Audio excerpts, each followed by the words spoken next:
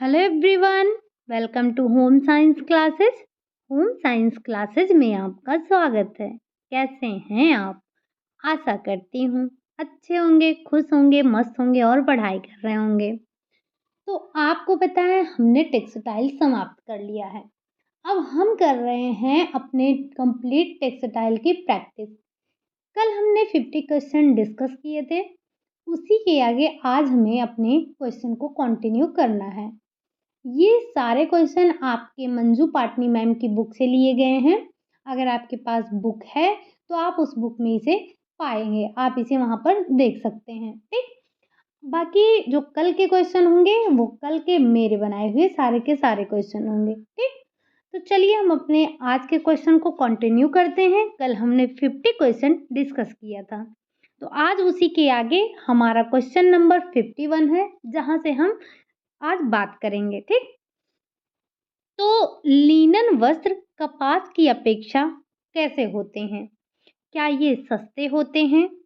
क्या ये महंगे होते हैं? ये समान मूल्य के होते हैं या हम इन्हें कुछ कह नहीं सकते हैं? तो आपको पता है कि जो हमारे लिनन के वस्त्र हैं वो कपास की अपेक्षा क्या होते हैं? महंगे होते हैं, सस्ते नहीं होते हैं। ठीक, कपास क्या होता है? तो ये आपके जो है महंगे होते हैं। कपास की अपेक्षा जो है हमारा लिनन महंगा होता है। अब आप मुझे एक क्वेश्चन का आंसर दे दीजिए कि लिनन की भूमि किसे कहते हैं?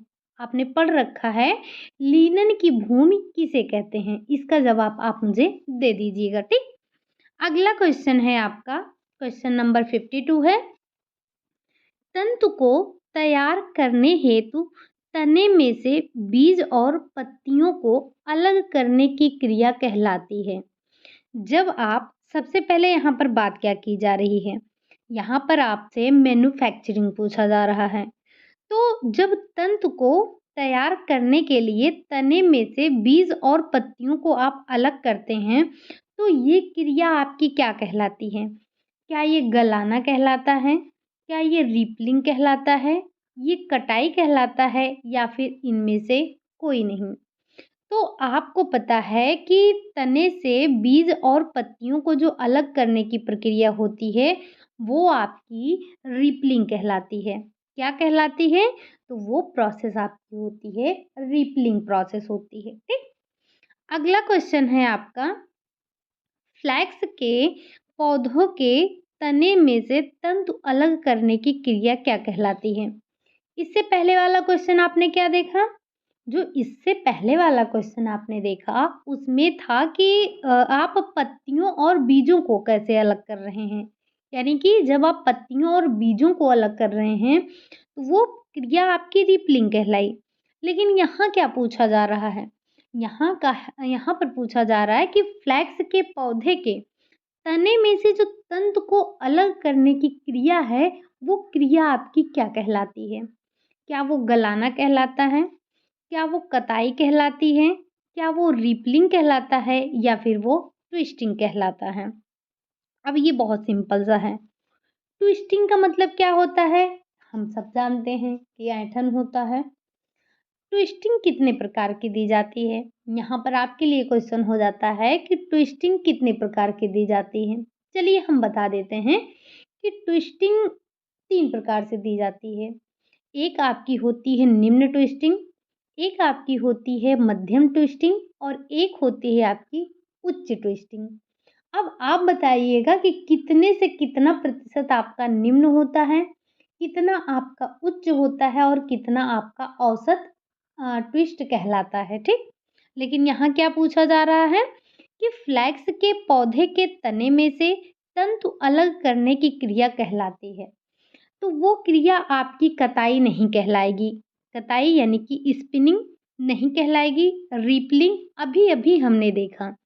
लेकिन ये जो गलाने की प्रक्रिया है, गलाने की प्रक्रिया से आप पौधे के तने में से तंतु को अलग करते हैं। तो इसका राइट आंसर क्या हो जाएगा?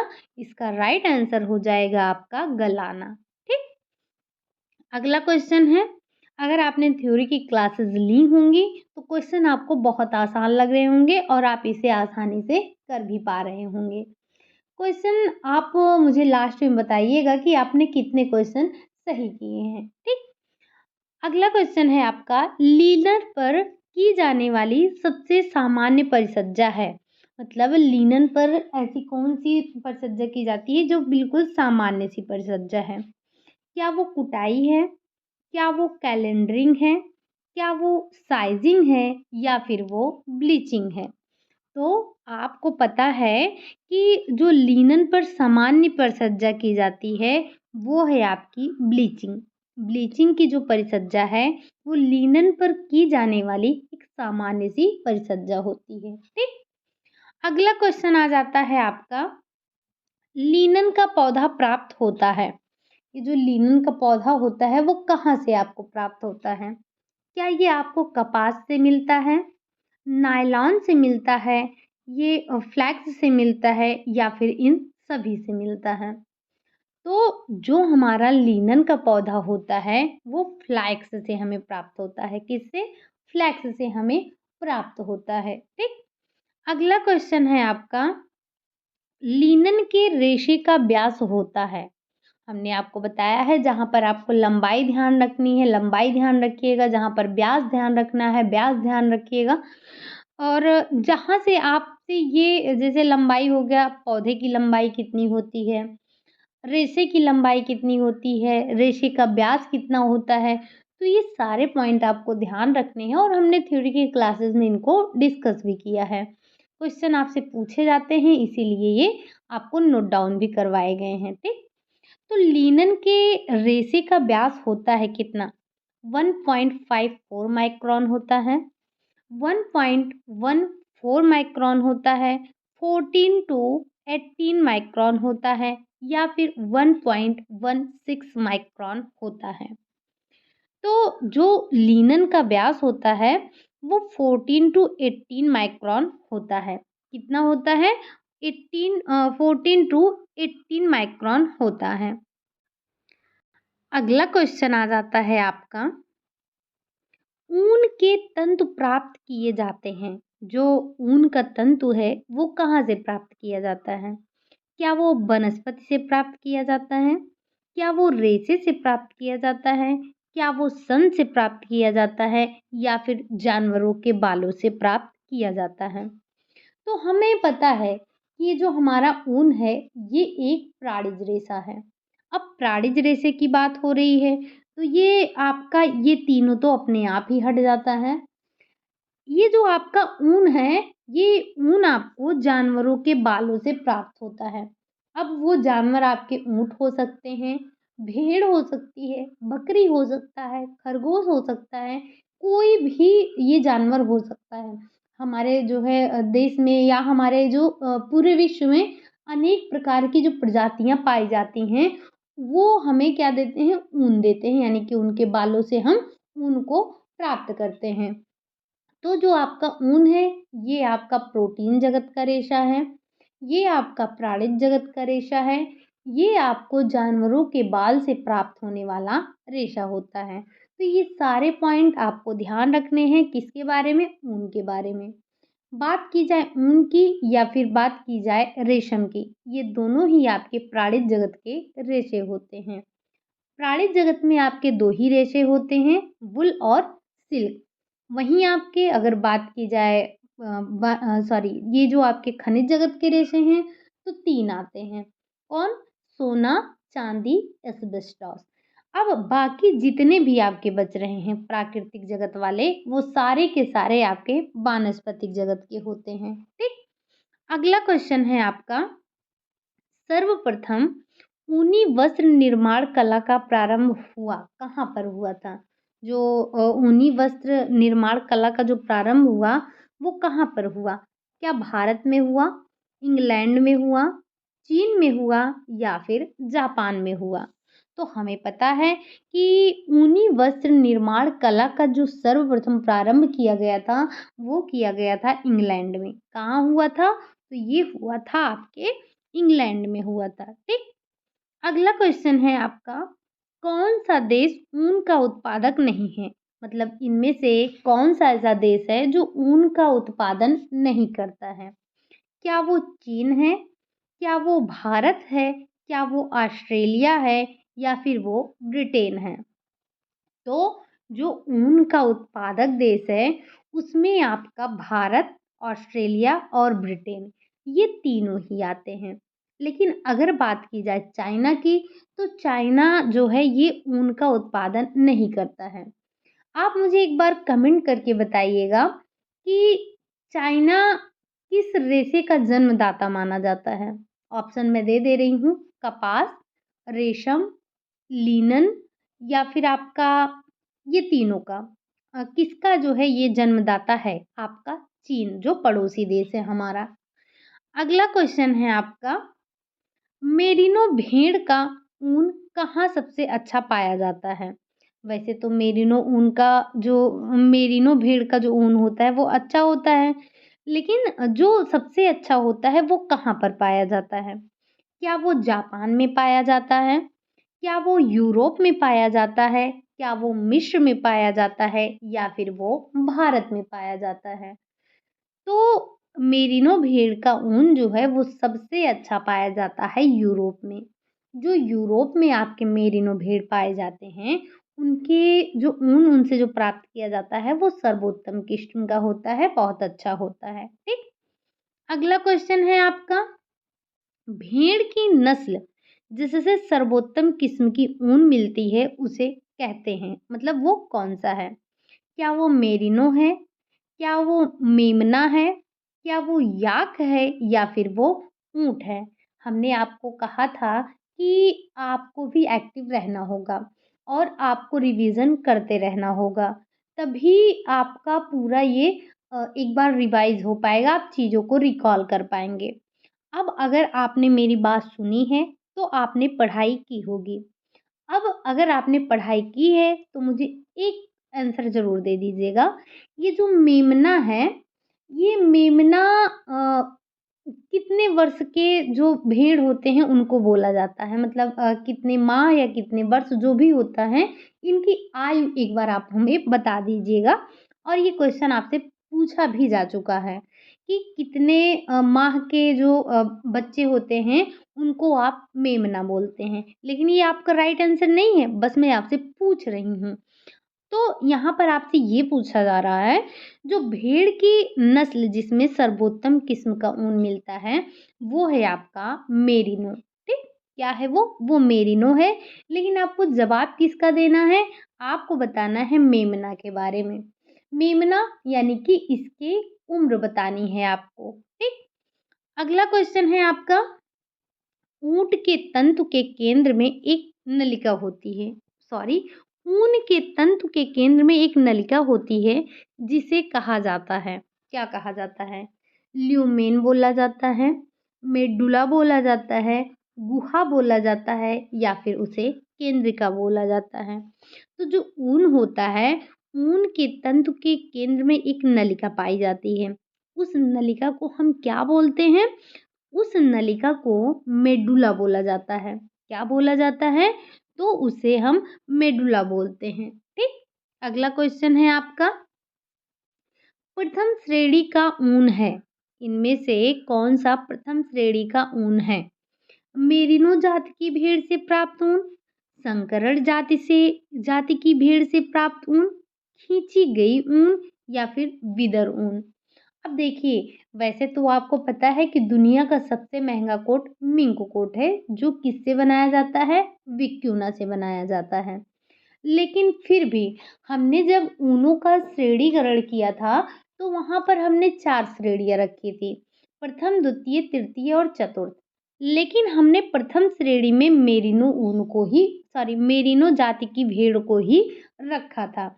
तो यहाँ पर आपका राइट आंसर क्या हो जाएगा? पहला, मेरिनो जाति की भेड़ से जो प्राप्त ऊन होता है, वो आपकी प्रथम श्रेणी का ऊन कहलाता है। एक बार मुझे कमेंट करके बता दीजिए कि हम द्वितीय, तृतीय और चतुर्थ श्रेणी में किसको रखते हैं। ठीक। अगला क्वेश्चन है, ऊन ही एक मात्र ऐसा रेशा है जिसमें होता है, यानी कि ऊन ऐसा रेशा है जिसमें सबसे अलग एक आपका कौन सा तत्व पाया जाता है? क्या कार्बन है, सल्फर है, हाइड्रोजन है या फिर ऑक्सीजन है? तो ये सारे यानी कि कार्बन हो गया, हाइड्रोजन हो गया और ऑक्सीजन हो गया, ये आपके अन्य रेशों में भी पाए जाते हैं। लेकिन लेकिन ये जो सल्फर है, सल्फर आपके एकमात्र ऐसा तत्व है जो आपके ऊन में पाया जाता है। यानी कि ऊन ही आपका एकमात्र ऐसा रेशा है जिसमें क्या पाया जाता है? जिसमें आपको सल्फर की मात्रा देखने को मिलती है। ठीक, तो राइट आंसर क्या हो जाएगा? सल्फर हो जाएगा। अगला क्वेश्चन है आपका, रेशम का जन्मदाता देश है। कल भी मैंने पूछा था, आज भी पूछा, इसका आंसर मिल भी गया। तो रेशम का जन्मदाता देश कौन है? क्या चीन है, क्या जापान है, भारत है या फिर इंग्लैंड है? तो रेशम का जो जन्मदाता देश है वो तो चीन है। क्या है? चीन है। अब एक बार आप मुझे बता दीजिएगा कि इंग्लैंड में कौन-सी भेड़ पाई जाती है या ऊँट पाया जाता है जिससे हम ऊन प्राप्त करते हैं? ठीक? अगला क्वेश्चन है आपका, रेशा जिसे वस्त्रों का राजा कहा जाता है। ये क्वेश्चन आपका थोड़ा अपवाद में है। कपास को भी कभी-कभी बोला जाता है और कहीं-कहीं इसको भी आंसर माना गया है। लेकिन अगर आपका रेशम दिया गया है और रेशम और कपास में से आपको एक चुनना है, तो आप वस्त्रों का राजा किसे चुनेंगे? तो आप चुनेंगे रेशम को, ना कि कपास को।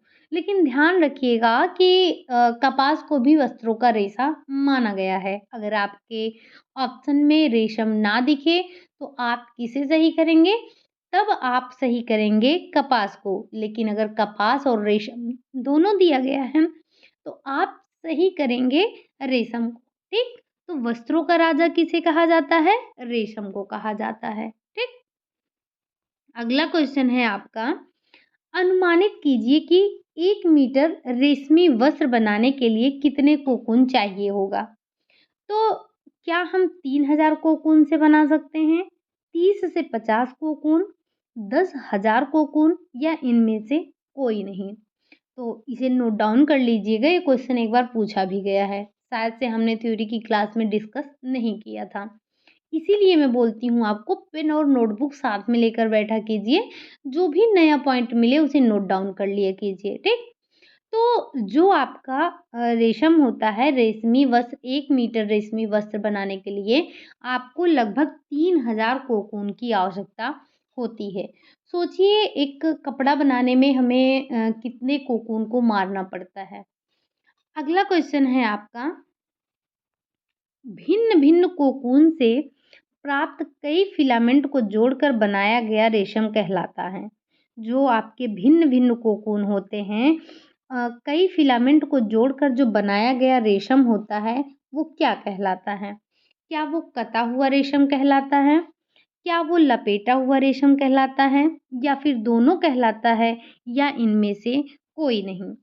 तो कटा हुआ यानी कि स्पन जो आपका स्किल होता है और जो लपेटा हुआ का मतलब क्या होता है? रील्ड होता है। तो जो भिन्न-भिन्न कोकून से प्राप्त कई फिलामेंट को जोड़कर बनाया गया रेशम होता है, उसे हम रील्ड बोलते हैं। रील्ड रेशम या फिर लपेटा हुआ रेशम बोलते हैं। ठीक? अगला क्वेश्चन है आपका, थ्रोइंग प्रक्रिया है, ये जो आपकी थ्रोइंग प्रक्रिया है क्या होती है? क्या लपेटे हुए रेशम को रेशम के धागे में परिवर्तित करने के लिए बटाई प्रक्रिया है? क्या गोंद हटाने की प्रक्रिया है? फिलामेंट जोड़ने की प्रक्रिया है या फिर इनमें से कोई नहीं? तो जो थ्रोइंग प्रक्रिया होती है, थ्रोइंग प्रक्रिया का मतलब लपेटे हुए रेशम को रेशम के धागे में परिवर्तित करने के लिए बटाई प्रक्रिया जो होती है, वही थ्रोइंग प्रक्रिया कहलाती है। यहाँ से आपके लिए एक क्वेश्चन है, जो रेशम में गोंद हटाया जाता है, गोंद हटाने की प्रक्रिया को क्या कहते हैं? ठीक? क्या जो रेशम में एक गोंद पाया जाता है, सबसे पहले तो आप उस गोंद का नाम बता देंगे। फिर आप बताएँगे जो गोंद को हटाने के लिए एक प्रक्रिया की जाती है, उसे हम क्या कहते हैं? जैसे जैसे रेयॉन की अत्यधिक चमक को कम करने के लिए हम डीलस्टरिंग प्रोसेस करते हैं, वैसे ही गोंद को हटाने के लिए एक प्रक्रिया की जाती है, उसको हम क्या बोलते हैं? वही आपको बताना है, ठीक? अगला क्वेश्चन है आपका, रेशम तंतु की लंबाई है, जो आपका रेशम है, रेशम तंतु की लंबाई है कितनी है? सर्वाधिक है, सबसे कम है, अनिश्चित है, कुछ कह नहीं सकते हैं। तो आपको पता है कि जितने भी प्राकृतिक जगत के रेशे होते हैं वो आपके स्टेपल होते हैं, यानी कि वो आपके छोटे रेशे होते हैं। लेकिन अपवाद तो हर जगह है, तो उसी में एक अपवाद हमारा सिल्क होता है, यानी कि रेशम होता है। ये आपका स्टेपल ना होकर फिलामेंट होता है, ठीक। तो आपके प्राकृतिक जगत के सभी रेशे सिर्फ रेशम को छोड़कर क्या होते हैं, ये आपके स्टेपल होते हैं, ठीक। तो रेशम तंतु की जो लंबाई होती है वो कितनी होती है, तो वो सर्वाधिक होती है, ठीक। अगला क्वेश्चन है आपका, शहतूत के कीड़े की प्रजाति का नाम है। शहतूत के कीड़े की प्रजाति का क्या नाम है? अभी क्या ज़्यादा हम क्या पढ़ते हैं, बॉम्बेक्स मोरी, ठीक। लेकिन यहाँ पर क्या है, बॉम्बेक्स कोटी है, एंथरा परनी है, सिरेशिन है, इनमें से कोई नहीं। तो जो शहतूत के कीड़े की प्रजाति है उसका नाम है एंथरा परनी नाम है, ठीक। क्या नाम है, उसका नाम एंथरा परनी है। सिरेसिन तो उसमें गोंद होता है, ठीक। और बॉम्बेक्स कोटी जैसा हमने कुछ नहीं पढ़ा है। अगला क्वेश्चन है आपका, रेशम का कीड़ा पलता है, रेशम का कीड़ा कहाँ पलता है? क्या ये शहतूत की पत्ती पर पलता है, नीम की पत्ती पर पलता है, घरों में पलता है, या फिर प्रयोगशाला में पलता है? तो रेशम का कीड़ा है, रेशम का कीड़ा शहतूत की पत्तियों पर पलता है, वही खाता है, ठीक। अगला क्वेश्चन है आपका, अंडे से कीड़े अंडे से कीड़ा बनने तक की 4 अवस्थाओं को उचित क्रम दीजिए। यानी कि अंडा से लेकर कीड़ा बनने की जो प्रक्रिया होती है वो उसे क्रम में लगाना है। हमने पढ़ा है ये 4 अवस्थाओं से गुजरता है। अंडा, प्यूपा, लार्वा, कीड़ा, यही 4 अवस्थाएं होती हैं। तो अब आपको बताना है कि ये कौन सी प्रक्रिया इसमें आपकी सही है, किस स्टेज में जाता है। तो आप अगर थोड़ा-सा दिमाग लगाएँगे तो सबसे पहले तो ये दोनों ऑप्शन आपके कट हो जाएँगे। क्यों? क्योंकि भाई इसने अंडे से कीड़े तक का प्रोसेस पूछा है, तो सबसे पहले अंडा आना चाहिए। यहाँ तो दोनों में पहले प्यूपा आ गया, इसका मतलब ये गलत है, ठीक? अब बचा हमारा ये दोनों। अब इसी दोनों में से हमारा एक ऑप्शन है, कौन-सा है? देख लेते हैं। सबसे पहले अंडा आएगा, प्यूपा आएगा, लार्वा आएगा, फिर कीड़ा आएगा? जी नहीं। सबसे पहले अंडा आएगा, फिर लार्वा आएगा, देन प्यूपा बनेगा। लार्वा का मतलब वही जो आपने देखा होगा अगर कहीं पर पानी इकट्ठा हो जाता है और गंदा हो जाता है, गंदा पानी इकट्ठा है, या आपने देखा होगा अगर कूलर में आप पानी नहीं चेंज करते हैं और कूलर आपका बंद है 1 आध हफ्ते तक, तो उसमें बहुत छोटे-छोटे एकदम महीन-महीन से कीड़े दिखते हैं। तो वही आपके होते हैं लार्वा होते हैं। फिर इसी स्टेज में फिर वैसे ही फिर फिर लार्वा से क्या बनता है? लार्वा से प्यूपा बनता है और प्यूपे से ही बन जाता है आपके ये कीड़ा बन जाता है, ठीक? तो इसमें आपका राइट आंसर क्या होगा? अंडा, लार्वा, प्यूपा देन कीड़ा बनता है, ठीक? ऑप्शन नंबर सेकंड वाला आपका सही हो जाएगा। अगला क्वेश्चन है आपका, कीड़े को किस अवस्था में मारकर तंतु प्राप्त करने की प्रक्रिया अपनाई जाती है? जो कीड़ा होता है उसे किस अवस्था में मारकर तंतु प्राप्त करने की क्रिया को अपनाई जाती है? क्या वो कोकून होता है? क्या वो प्यूपा है, लार्वा है, या फिर अंडा है? तो आपने पढ़ रखा है क्या, कोकून कोकून कोकून। अभी अभी आपने एक क्वेश्चन देखा कि 1 मीटर वस्त्र बनाने के लिए आपको कितने कोकून मारने पड़ेंगे, तो वहीं से आपको ये क्वेश्चन आपका वहीं पे सॉल्व हो जाता है कि हम क्या मारते हैं, तो कोकून को मारते हैं, ठीक। यहाँ पर राइट आंसर क्या हो जाएगा आपका, कोकून हो जाएगा। अगला क्वेश्चन है आपका, ओक या बबूल के वृक्ष पर पलने वाले कीड़े से प्राप्त होता है। यानी कि आपने रेशम का प्रकार पढ़ा था, कौन कौन सा, तो कई प्रकार के आपने रेशम पढ़े थे जो यहाँ पर आपके नाम दिए गए हैं। तो ओक या बबूल के वृक्ष पर जो कीड़े पलते हैं, उनसे जो रेशम प्राप्त होता है वो रेशम कौन सा होता है? क्या वो टसर रेशम होता है? क्या वो अरंडी रेशम होता है? मूंगा रेशम होता है या फिर वो उत्पादित रेशम होता है?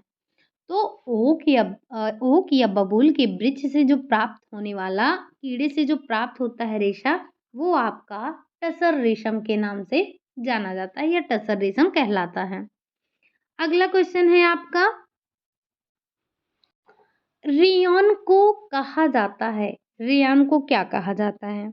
क्या इसे कृत्रिम रेशा बोलते हैं? क्या इसे जादुई रेशा बोलते हैं? या इसे हम वस्त्रों का राजा बोलते हैं, या इनमें से कोई नहीं? तो हमें पता है कि जो हमारा रेयॉन होता है, रेयॉन को आप किस नाम से जानते हैं? तो ये आपका कहलाता है कृत्रिम रेशा। और जादुई रेशा आप किसे कहते हैं? तो जो जादुई रेशा होता है, वो हम बोलते हैं नायलॉन को। अगर बात की जाए वस्त्रों के राजा की, तो अभी-अभी हमने देखा रेशम को हम क्या बोलते हैं? तो रेशम को हम वस्त्रों का राजा बोलते हैं। ठीक? अगला क्वेश्चन है आपका, रेयॉन का पिता कहा जाता है। रेयॉन का पिता किसे कहा जाता है? काउंट हिलेरी डी चार्टोनेट को, जॉर्ज एडमर्स को, रॉबर्ट हुक को, या फिर र्यूमर को? तो जो रेयॉन के पिता हैं, रेयॉन के पिता काउंट हिलेरी डी चार्टोनेट कहलाते हैं। कौन कहलाता है? तो काउंट हिलेरी डी चार्टोनेट रेयॉन के पिता कहलाते हैं। ठीक? अगला क्वेश्चन है आपका, क्यूप्रामोनियम रेयॉन का निर्माण हुआ? किस सन में क्यूप्रामोनियम रेयॉन का निर्माण किया गया? 1879, 1877, 1875 या फिर 1988 में?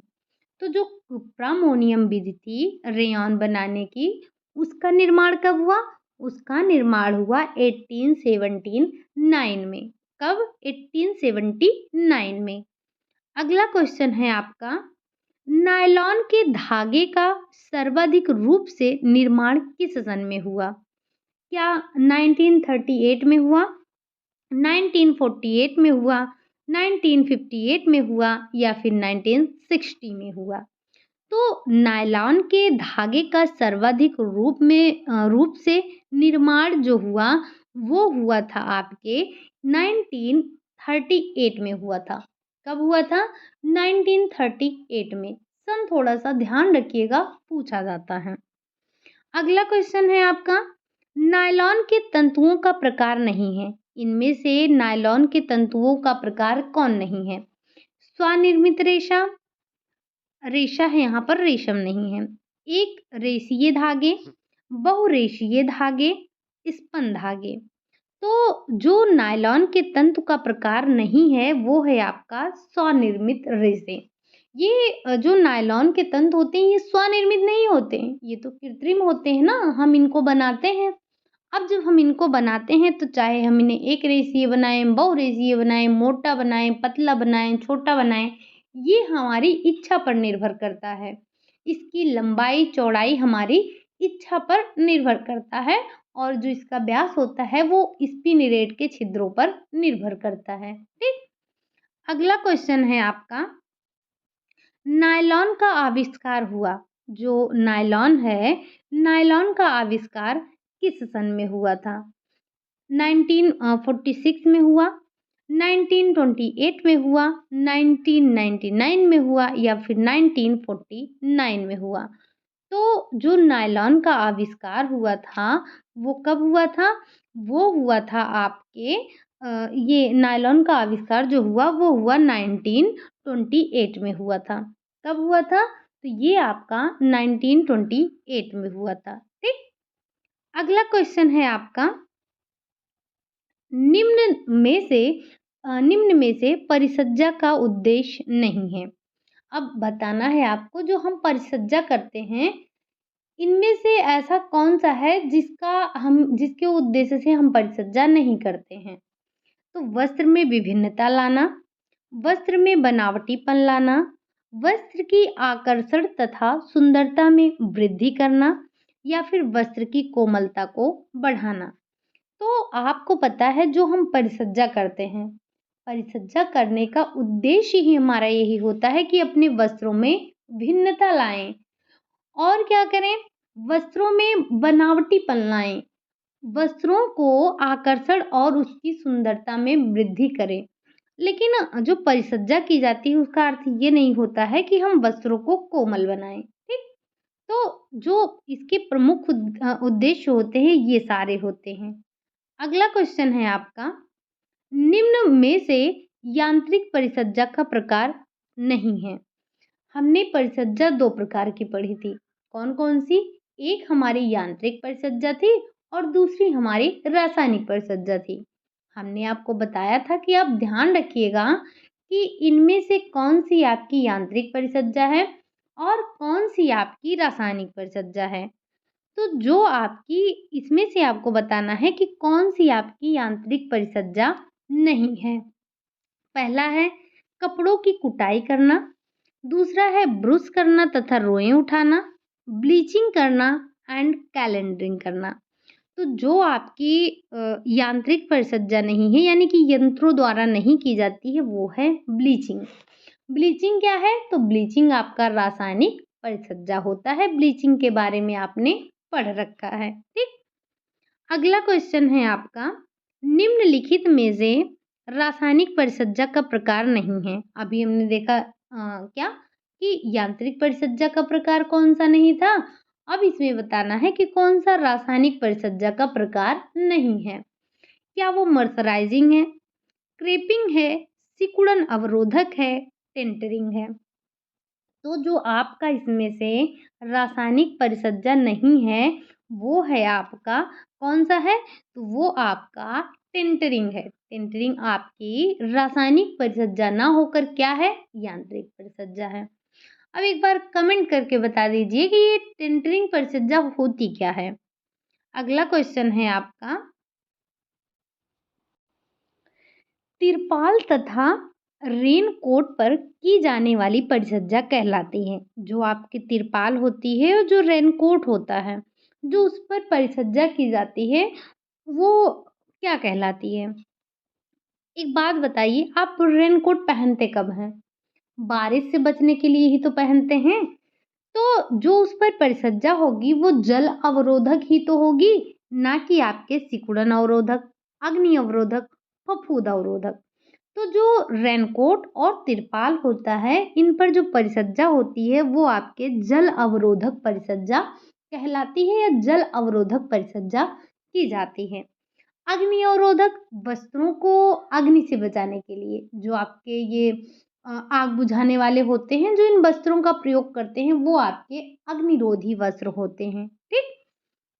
अगला क्वेश्चन है आपका, और जो आपका ये खनिज वाला रेशा होता है या खनिज वाले वस्त्र होते हैं, एस्बेस्टॉस के कपड़े होते हैं, ये आपके अग्निरोधी, सिकुड़न अवरोधी, जल अभेद, अग्निरोधी और फफूंदी अवरोधी, कीड़ा अवरोधी, ये सारे जो होते हैं ये सारे अवरोधी होते हैं, ठीक। अगला क्वेश्चन है आपका, कैलेंडरिंग परिसज्जा के पश्चात वस्त्र हो जाते हैं। जब आप कैलेंडरिंग परिसज्जा करते हैं उसके पश्चात वस्त्र हो जाते हैं कैसे? कोमल व चिकने हो जाते हैं, झुर्रीदार व कड़े हो जाते हैं, सिकुड़न अवरोधक हो जाते हैं या फिर चमकदार हो जाते हैं। तो कैलेंडरिंग परिसज्जा के पश्चात जो आपके वस्त्र होते हैं वो झुर्रीदार और कड़े हो जाते हैं, ठीक। अगला क्वेश्चन है आपका, सेन्फोराइजिंग। सेन्फोराइजिंग एक व्यापारिक चिन्ह है जो जिसका अर्थ होता है यानी कि अगर किसी वस्त्र पर सेन्फोराइजिंग व्यापारिक चिन्ह लगा है तो इसका अर्थ क्या हो जाता है? वस्त्र प्रतिष्ठित कंपनी का है, ऐसे वस्त्र धुलने के पश्चात सिकुड़ेंगे नहीं, कम मूल्य वाले वस्त्र पर ऐसी परिसज्जा की जाती है या फिर इनमें से कोई नहीं। तो हमें पता है सेन्फोराइजिंग एक व्यापारिक चिन्ह है, अगर ये किसी वस्त्र पर लगा है तो इसका मतलब ये होता है कि ये वस्त्र जो है ये धुलने के पश्चात आपका सिकुड़ेगा नहीं, इसमें सिकुड़न नहीं आएगी। ठीक। अगला क्वेश्चन है आपका, परिसज्जा के निर्णायक तत्वों में एक वस्त्रों की प्रकृति एवं दूसरा तत्व कौन सा है? जो परिसज्जा के निर्णायक तत्व हैं उनमें तत्वों में एक वस्त्रों की प्रकृति और तो दूसरा तत्व आपका कौन है? क्या वस्त्र की चमक है, वस्त्र का रंग है, धागे की किस्म एवं बुनाई है या फिर वस्त्र का कड़ापन है? तो परिसज्जा के जो निर्णायक तत्व हैं उसमें आपका एक तो पहला वस्त्र आ जाता है, दूसरा धागे की किस्म और बुनाई आ जाती है। क्या आती है? तो धागे की किस्म और बुनाई आ जाती है। ठीक। अगला क्वेश्चन है आपका, वस्त्र पर सफेदी लाने की प्रक्रिया कहलाती है। वस्त्रों पर सफेदी लाने के लिए कौन सी प्रक्रिया करते हैं आप?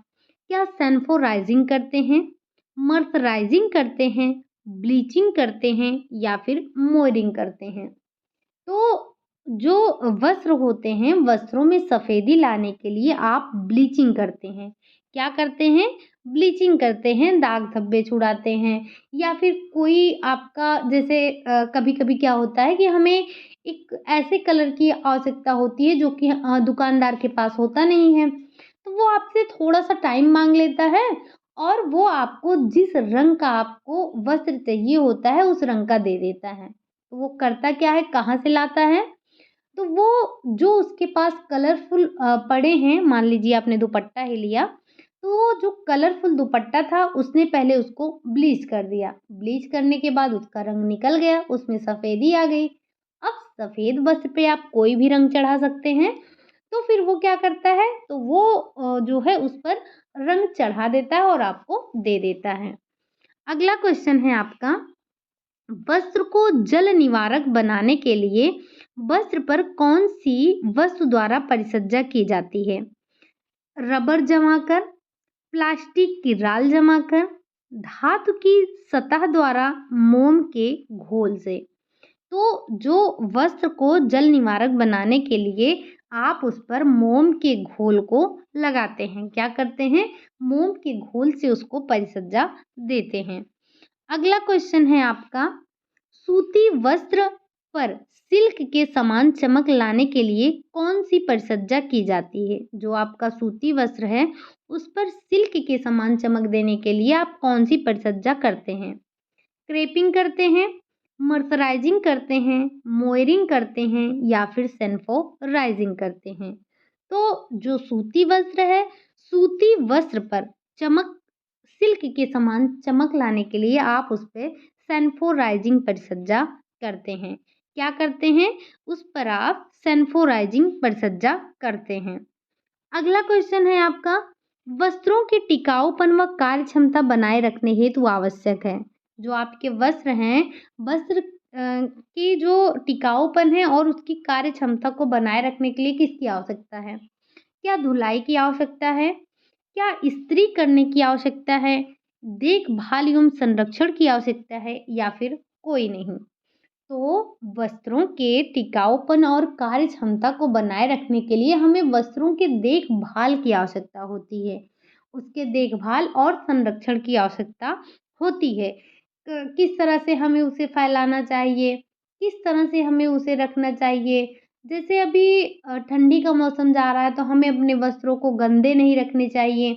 उन्हें साफ-सफाई करके उनकी मरम्मत करके रखना चाहिए। तो यही सब चीज़ें होती हैं आपके वस्त्रों की देख-रेख। और साथ में उसमें एक फ़िनाइल की गोलियाँ भी हम रख देते हैं, तो हमारे वस्त्रों पर फफूंदी वगैरह नहीं लगते हैं। तो ये सारी चीज़ें होती हैं देखभाल की। तो अपने वस्त्रों के टिकाऊपन और उनकी कार्य क्षमता को बनाए रखने के लिए हमें उनकी देखभाल और उनके संरक्षण करने की आवश्यकता होती है। अगला क्वेश्चन है आपका, वस्त्रों को हानिकारक कीटाणुओं से सुरक्षित रखने के लिए संरक्षण करते समय घरेलू उपाय उपचार है, क्या है? वस्त्र को अखबारी कागज में लपेट कर रखना चाहिए, हैंगर पर लटका कर रखें, पोटली बांध कर रखें या फिर कोई भी उपयुक्त नहीं है। तो जो वस्त्र होते हैं उनको कीटाणुओं से सुरक्षित रखने के लिए जो हम घरेलू उपाय करते हैं वो ये है कि अपने वस्त्रों को अखबारी कागज़ में लपेट कर रखा जाए। आपने देखा होगा कभी आप अगर कपड़ा प्रेस करने के लिए देते हैं बाहर, जो प्रेस करते हैं, तो वो आपको जो आपका कपड़ा है किस में लपेट के देते हैं? तो वो पेपर में लपेट के देते हैं। इससे आपका कपड़ा क्या होता है? वो सुरक्षित रहता है। ये तो रही उनकी बात, लेकिन जब आप कपड़ा रखते हैं तो आपको इनको पेपर में लपेट कर रखना चाहिए। इससे आपके कपड़े क्या होंगे? तो फफूंद वगैरह से सुरक्षित रहेंगे। अगला क्वेश्चन है आपका, वस्त्र पर डिजाइन के अनुसार रंग लगाने की प्रक्रिया कहलाती है। जो आपका वस्त्र है, वस्त्र के अनुसार डिजाइन के अनुसार जब आप उस पर रंग लगा रहे हैं तो वो क्या कहलाएगी? यानी कि आपका ये वस्त्र हो गया, अब ये कलर हो गया मेरे पास और ये आप कलर भरते चले जा रहे हैं, भरते चले जा रहे हैं, तो ये क्या हो गया? तो ये क्या आपकी छपाई हो गई? क्या ये आपका रंजक हो गया, ब्लॉक वर्ड हो गया या फिर ये ठप्पे हो गए? तो जब आप वस्त्र पर डिजाइन के अनुसार रंग लगाते हैं, तो वो प्रक्रिया आपकी कहलाती है छपाई की प्रक्रिया। क्या कहलाती है? वो आपकी छपाई की प्रक्रिया कहलाती है। अगला क्वेश्चन है और आज का आपका लास्ट क्वेश्चन है, ठीक? संश्लिष्ट रंजक का उपवर्ग नहीं है। इसमें से कौन सा ऐसा है जो आपके संश्लेषित रंग का उपवर्ग नहीं है? क्या वो अम्लीय है? क्या वो क्षारीय है? क्या वो धातु है या फिर वो वाट है? तो जो आपके संश्लिष्ट रंग हैं, संश्लिष्ट रंजक का उपवर्ग इसमें से नहीं है। क्या? ये जो आपका धातु होता है, ये धातु आपका ये धातु आपका संश्लिष्ट रंजक का उपवर्ग नहीं होता है। ठीक? अब यहाँ पर बात की गई है वाट। वाट डाई जो है, सबसे पहले ये बताइएगा कि ये वाट डाई की खोज कब हुई थी, किसके द्वारा हुई थी? ठीक? इसके बारे में आप मुझे कमेंट करके बताएंगे। तो ये आज हमारे कितने हमने कल 50 डिस्कस किए थे, आज हमने किया 45 क्वेश्चन डिस्कस किया है। ये सारे आपके बुक के क्वेश्चन थे। कल जो क्वेश्चन होंगे वो मेरे नए क्वेश्चन होंगे, ठीक? तो कल फिर आप पेन और नोटबुक लेकर बैठिएगा। साथ में मुझे आप ये भी बताइए कि आपने आज 45 में से कितने क्वेश्चन सही किए हैं। ओवरऑल हमने 95 क्वेश्चन कर लिए अभी। मुझे लगता है कि जब से हम टेक्सटाइल पढ़ रहे हैं, टोटल हमने कितने क्लास की होंगी, तो जो भी किए होंगे लेकिन लगभग हमने 500 प्लस क्वेश्चन तो कर ही लिया होगा, है ना? तो आप लोग इनका रिवीजन करते रहिए, साथ में थ्योरी की क्लासेस भी लेते रहिए। अभी 2 दिन हमारी प्रैक्टिस और चलेगी। कल तो अभी हम पूरा का पूरा टेक्सटाइल ही करेंगे, फिर देखेंगे संडे को कोशिश करेंगे या तो मिक्स क्वेश्चन करने की कोशिश करेंगे, ठीक? उसके बाद मंडे से क्या करेंगे? मंडे से स्टार्ट करेंगे अपना सीडीपी। उसके लिए आप बहुत परेशान हैं, तो देखेंगे मंडे से अपनी क्लासेस थोड़ी लंबी करेंगे, नहीं तो इस वीक के बाद अपनी क्लासेस थोड़ी लंबी कर देंगे, लेकिन कोशिश करेंगे कि थोड़ी अपनी क्लासेस लंबी हो जाए। लंबी करने का मतलब यही है कि वापस से क्लासेस बंद करनी पड़ सकती हैं, तो इसीलिए अभी क्लासेस आपकी लंबी नहीं की जा रही हैं, छोटी रखने की कोशिश की जा रही है। तो बस आज के लिए यही इतना रखते हैं। क्लास आपको कैसी लगी? क्वेश्चन आपको कैसे लगे? अगर अच्छे लगे हों तो लाइक करें, चैनल को सब्सक्राइब करें, साथ ही साथ कमेंट करके मुझे बताएं कि आपने कितना क्वेश्चन सही किया है और जो क्वेश्चन आपसे पूछा जाए उसका आंसर ज़रूर दीजिए। मिलते हैं नेक्स्ट क्लास में, तब तक के लिए बाय बाय, टेक केयर।